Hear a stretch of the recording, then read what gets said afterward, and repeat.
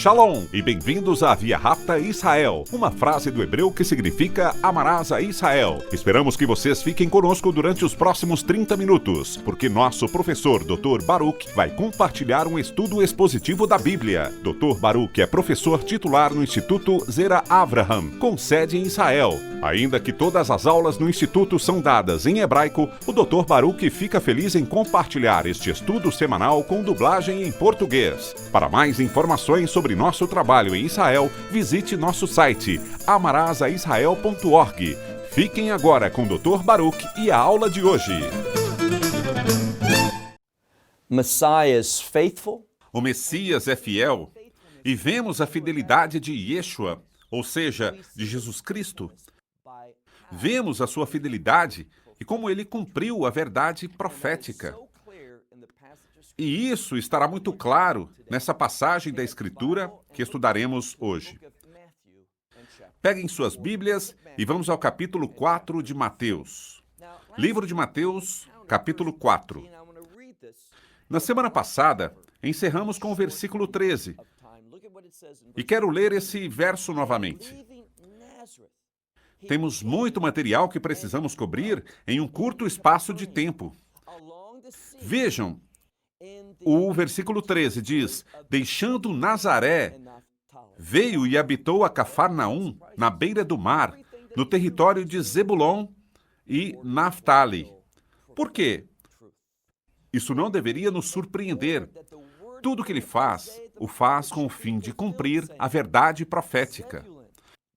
Lemos que com o fim de que a palavra dita pelo profeta Isaías se cumprira, quando disse: Zebulon, terra de Zebulon e terra de Naftali, caminho do mar, do outro lado do Jordão, Galileia dos gentis. Tudo isso se encontra no livro de Isaías, que no hebraico corresponde ao último versículo do capítulo 8. Vejam o final do capítulo 8 e o início do capítulo 9 de Isaías. E você vai encontrar esse texto. Aqui é onde o Messias começa a se revelar. Seguimos lendo. Versículo 16. O povo sentado nas trevas viu uma grande luz. E essa é a revelação do Messias por seu ensino. E aqueles sentados na terra de sombra e morte, a luz resplandeceu para eles. Tudo isso nos fala, e não há desacordo nisso. Nem entre os eruditos cristãos, nem entre os eruditos rabínicos. Essa profecia se refere ao Messias, sua revelação, que terá lugar na Galileia, mas especificamente à beira do mar da Galileia, o que chamamos o Cored. Entre esses dois territórios, o território de Naftali e o território de Zebulon. E aqui é onde está localizado Cafarnaum. Notem o que versículo 17 diz. Desde então, Yeshua começou, nesse tempo, com João na prisão, logo após Yeshua ter sido batizado e ter superado a tentação. Agora ele vai ao lugar onde profeticamente deveria começar seu ministério, e assim o fez. Desde esse momento, Yeshua começou a proclamar e a dizer: arrependam-se, porque o reino dos céus está próximo. Notaram algo? É exatamente o que João dizia. João Batista, no capítulo 3, versículo 2. João começou fazendo as pazes e agora o Messias continua a obra. Ele está dando continuidade ao que João começou. Essa proclamação de arrependimento, de voltar-se para Deus, motivado em que o reino de Deus vem e que ele está próximo. Vamos ao versículo 18. E Yeshua, caminhando junto ao mar da Galileia, viu dois irmãos, Simão, que chamavam Pedro, e seu irmão André, lançando uma rede ao mar, já que eram pescadores. Essa expressão, eram pescadores, é enfática nesse texto, e vamos ver que os pescadores são importantes. O que mais ele diz? Que eram dois irmãos. Quero que avancemos a outra passagem da Escritura. Recordem que tudo isso está acontecendo. Tudo o que Yeshua está fazendo. Por que o faz? Para cumprir a verdade profética. Quero que vejam o livro de Gênesis, capítulo 48. Existe uma profecia muito importante ali. Uma vez mais, digo que vocês podem buscar nosso estudo de Gênesis na internet e ver isso de maneira mais extensa e profunda. Mas notem o que se diz em Gênesis, capítulo 48, iniciando com o verso 16. Lemos Gênesis 48, 16. E o anjo, e se refere àquele que foi enviado, este anjo que me redime, e Jacó falando, que me redime de todo o mal. Quem é aquele que nos redime de todo o mal? Isso é messiânico. Todos concordam com isso, que ele abençoa a estes jovens e seja perpetuado meu nome neles e o nome dos meus pais Abraão e Isaque. Ou seja, os patriarcas e seus nomes. Do que isso nos fala? Das promessas de pacto de Deus, que elas sejam levadas a cabo. As promessas que Deus fez a Abraão. E notem o que diz ao final do versículo 16. Vei yetgu leiro veike efaiarts. Agora, quero traduzir essa frase com precisão para que vocês possam marcar esse ponto. Nenhuma das traduções atuais é feita de maneira correta. Isso simplesmente demonstra ignorância por não prestar atenção suficiente à palavra de Deus e só ouvir daquilo que os outros traduziram. A palavra veyedgu, mencionada aqui, vem da palavra peixe. É um verbo, que eles sejam como peixes, em abundância no meio da terra. Isso é exatamente o que eles dizem, a maneira mais literal de traduzir isso. A palavra veyedgu é peixe no hebraico. Aqui vemos a mesma palavra, mas em uma construção verbal.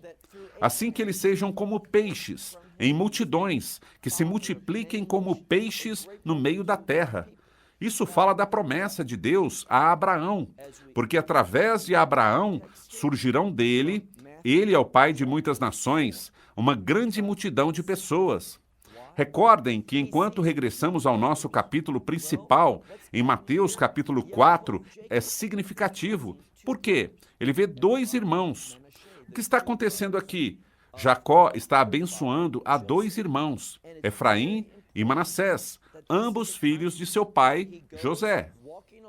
E esse contexto é muito importante. Ele vai caminhando pelo mar da Galileia e vê a dois irmãos, Simão, chamado Pedro, e seu irmão, André. O que eles faziam? Lançando suas redes ao mar, porque eram pescadores. E o versículo 19 diz, venham a mim e eu os farei pescadores de homens. O que passa aqui? Tudo isso é dito. Vemos dois irmãos e sua ênfase está nos peixes. E essa é a forma como o Messias cumpre uma profecia do Antigo Testamento, com uma profecia de Gênesis. O que acontece é isso. Pescadores de homens, disse ele. E Deus, em Gênesis capítulo 28, por meio de Jacó, diz que Israel se tornaria como peixes, uma abundância de peixes pela terra. O que o Messias estava fazendo? Ele simboliza aquilo que se converteria em pescador de homens. Isso se entendia claramente há 2 anos, mas se perdeu na igreja cristã. Não sucede igual. Não é desconhecido dentro do judaísmo. Assim que quando esses dois pescadores, Pedro e André, ouviram alguém dizer nessa localidade, Cafarnaum, o lugar onde o Messias supostamente apareceria.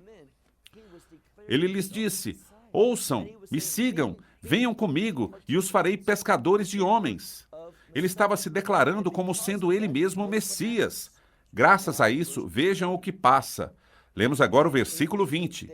De imediato deixaram suas redes e o seguiram. E indo mais adiante, passando dali desse lugar, viu outros 2 irmãos.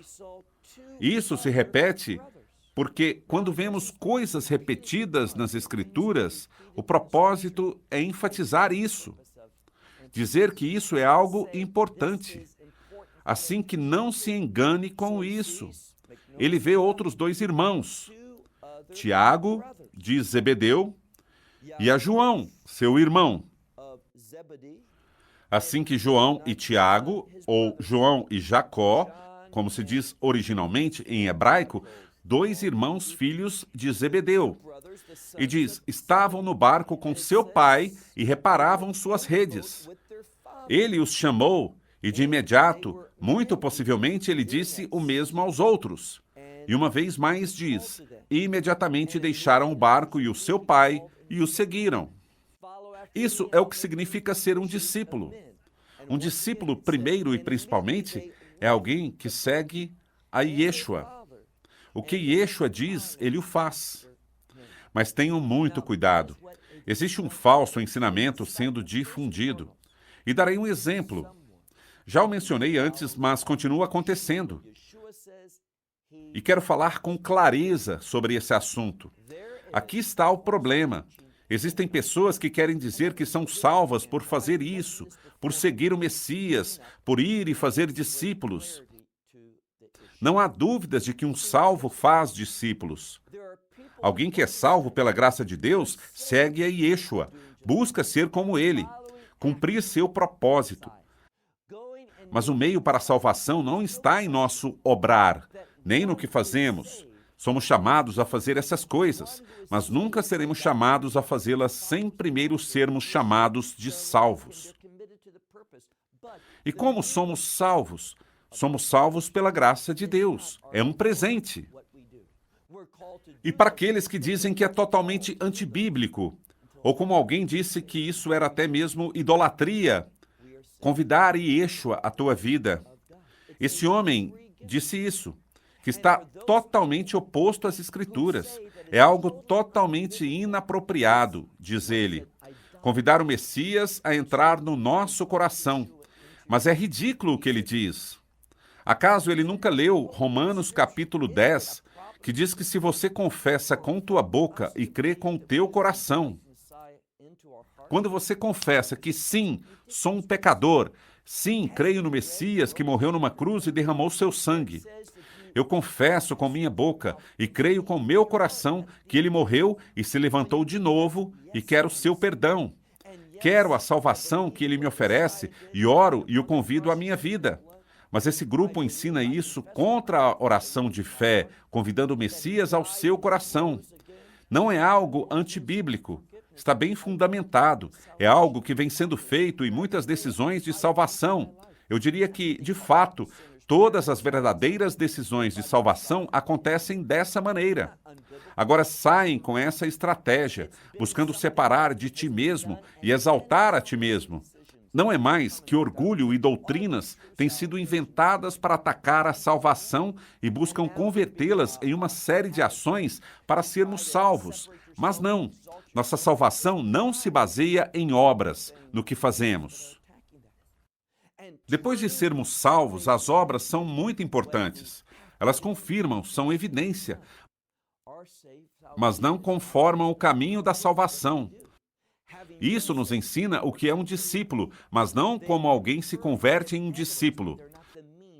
Lemos agora o versículo 23 que diz, e percorrendo, falando de Yeshua, Yeshua percorreu toda a Galileia.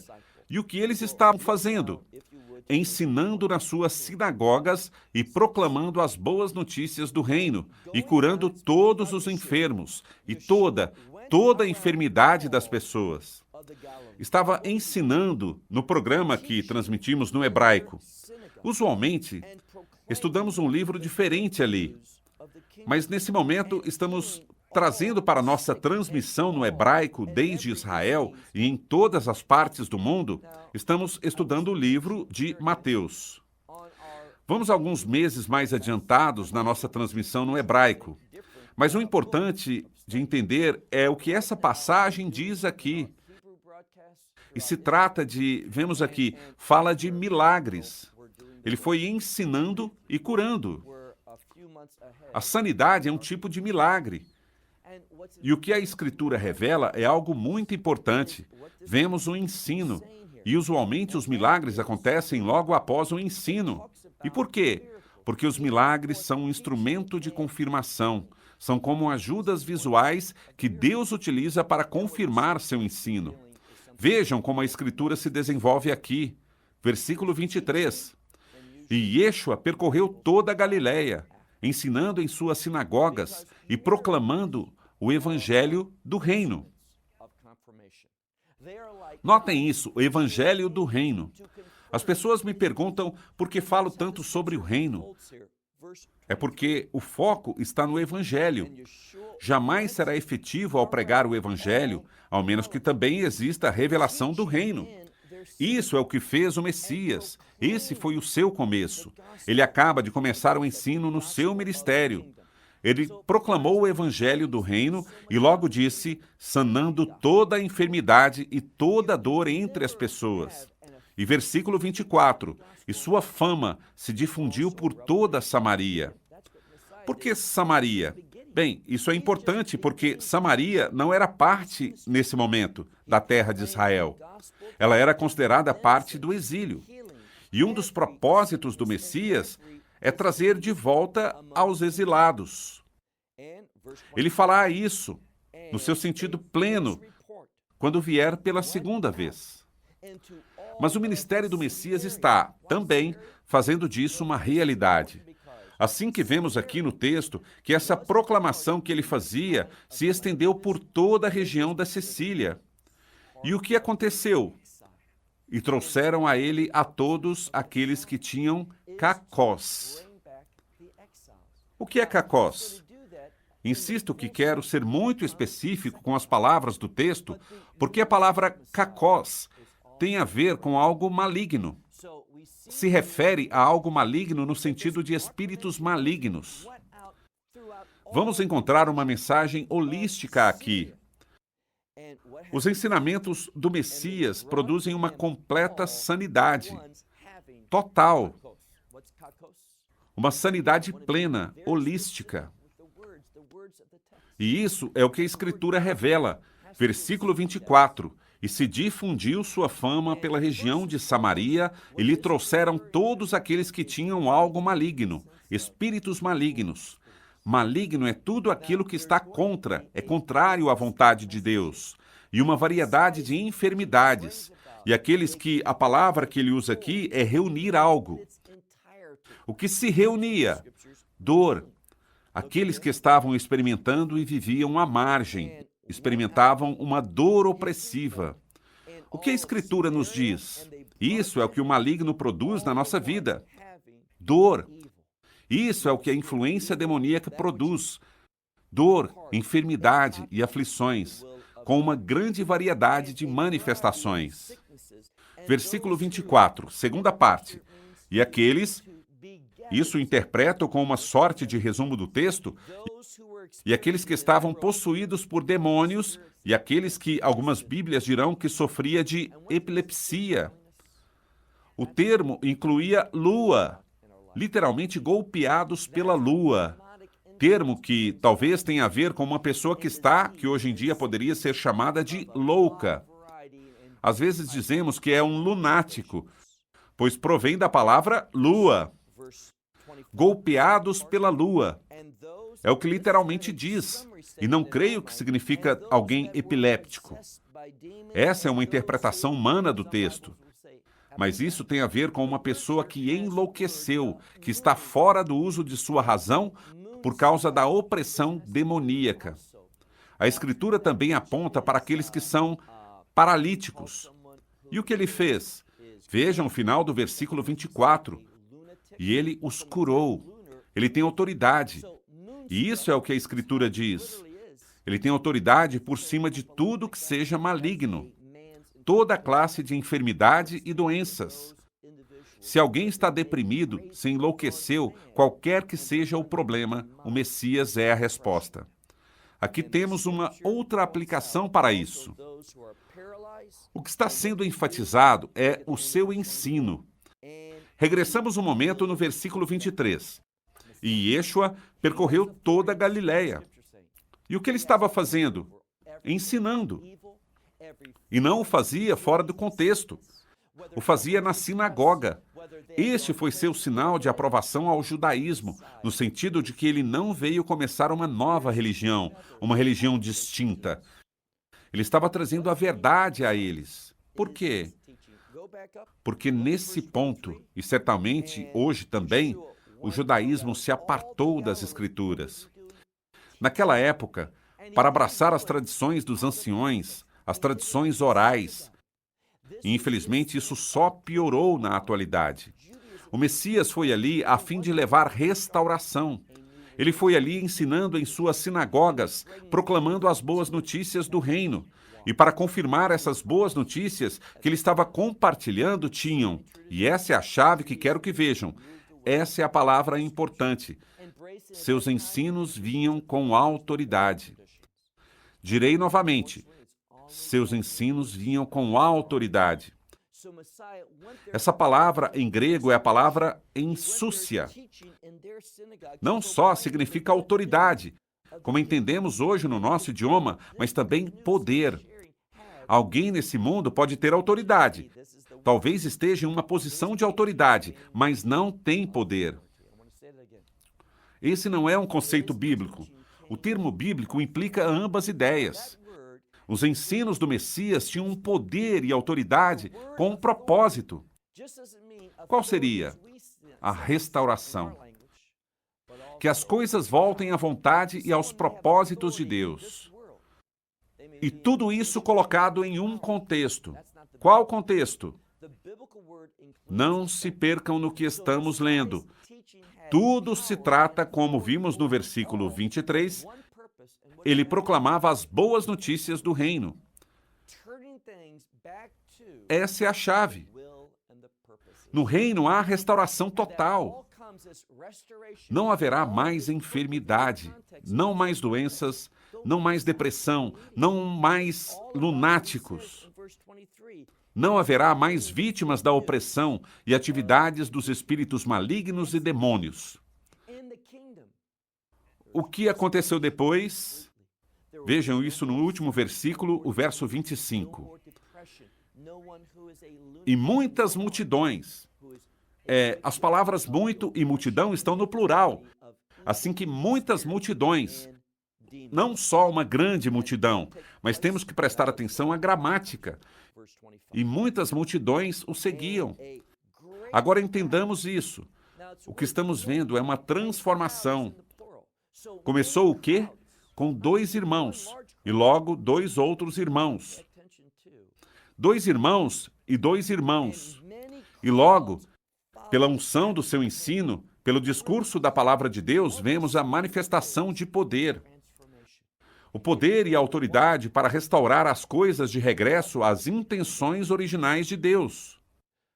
E com isso, chegamos ao último versículo, o versículo 25.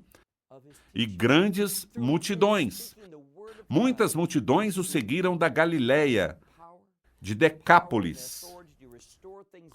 Isso significa as 10 cidades que se encontram nos altos de Golan. Poderíamos dizer, e de Jerusalém, e da Judéia, e da região que está mais além do Jordão. Porque falei do termo holístico. Disse isso por 2 razões. Em primeiro lugar, vimos no versículo anterior todas essas diferentes manifestações daquilo que não é a vontade de Deus. Enfermidade, doenças, possessão demoníaca, paralisia, loucura.